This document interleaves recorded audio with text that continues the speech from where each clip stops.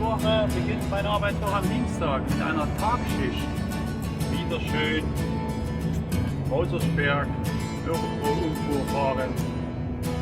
Einfach herrlich. Also, habt eine schöne Woche, bis später.